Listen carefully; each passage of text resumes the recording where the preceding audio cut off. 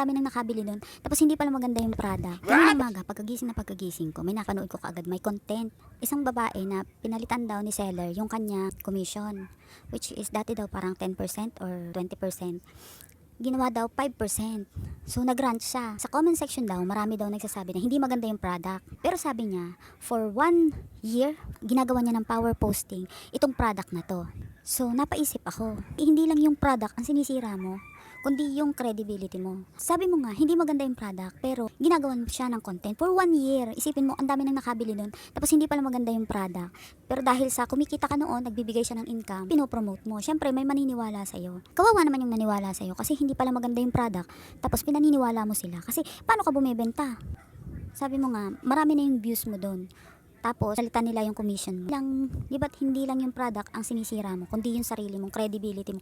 Kasi kung halimbawa, ako ang nakakita nung content ko na yun, mapapaisip ako, teka, ibig sabihin kahit pala hindi maganda, ipopromote mo sa ngalan ng pera.